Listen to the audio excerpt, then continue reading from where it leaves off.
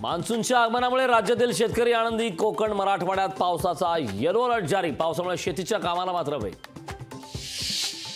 पुन्हा नव्यानं पेरण्याची वेळ आली आहे। पावसाळ्यात जे पेरलं जातं तेच उगवतंय। भाजपच्या रणनीती संदर्भात देवेंद्र फडणवीसांचं सूचक विधान। मराठा समाजाला सर्व काही दिलं पण मतं मराठा आरक्षणाला विरोध करणाऱ्यांच्या पारड्यात गेली। देवेंद्र फडणवीसांनी व्यक्त केलं आश्चर्य। शिवसेना उद्धव बाळासाहेब ठाकरे पक्षाचे 2 खासदार शिवसेनेच्या संपर्कात। शिवसेनेचे नवनिर्वाचित खासदार नरेश मस्केंचा मोठा दावा।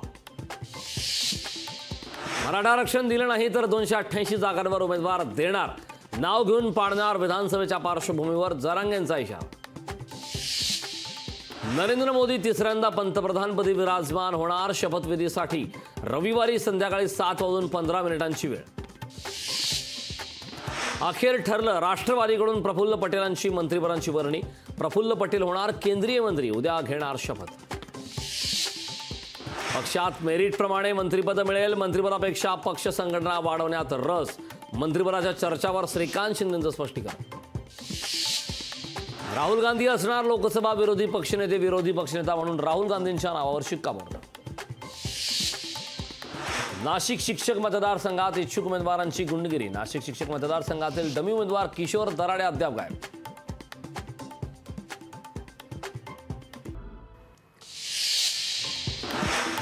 वर्ध्यात पावसाची जोरदार हजेरी। पावसामुळे शेतीच्या कामाला वेग। पावसामुळे वीज पुरवठा खंडित। सिंधुदुर्गात मान्सून दाखल। सिंधुदुर्ग जिल्ह्यात येलो अलर्ट जारी। पुण्यात मुसळधार पावसाची हजेरी। हवामान खात्याने दिला होता पावसाचा अंदाज। गोंदियाच्या शहारवाडी परिसराला वादळी पावसाचा तडाखा। झाडे व विद्युत खांबांची पडझड। अनेक घरांवरील छतं उडाले। नरेंद्र मोदींच्या शपथविधीला 7 परदेशी नेते उपस्थित राहणार। दिल्लीत हाय अलर्ट जारी। उद्या प्रत्येक विधानसभेत होणार जल्लोष। 288 मतदारसंघात भाजप करणार जल्लोष। भाजप प्रदेशाध्यक्ष चंद्रशेखर बावनकुळे यांचे आदेश। नवी मुंबईत भाजपकडून आनंदोत्सव साजरा। कार्यकर्त्यांनी गाण्याच्या तालावर धरला ठेका। मोदी तिसऱ्यांदा पंतप्रधान होत असल्याचा जल्लोष। शक्तीपीठ महामार्गाच्या मुद्द्यावरून समरजित घाटगे आक्रमक। भाजप नेते समरजित घाटगेंचा शक्तीपीठ महामार्गाला विरोध। लातूर लोकसभा निवडणुकीत काँग्रेसला गड राखण्यात यश। अमित देशमुख भावी मुख्यमंत्री अशा आशयाचे झळकले बॅनर। मराठा समाजाला आरक्षण मिळावं या मागणीसाठी आमरण उपोषण। बार्शी तहसील कार्यालयासमोर आनंद काशीद यांचं अर्धनग्न आंदोलन। दर्यापूरमध्ये बियाणांचा काळाबाजार रोखण्यासाठी मागणी। बियाणं तिप्पट भावानं विक्री केलं जात असल्याची तक्रार। शेतकऱ्यांसाठी बियाणं अल्पदराने उपलब्ध करण्याची मागणी।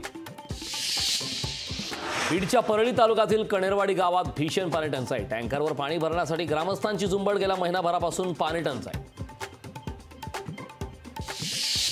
नाशिकमधील गावात भीषण पाणी संकट। पाणी आणण्यासाठी महिलांना करावी लागते पायपीट।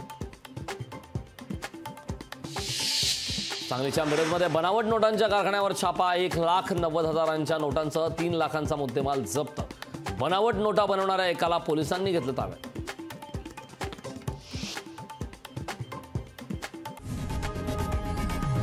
लोकशाही मराठी ऐका, पहा, जागरूक रहा।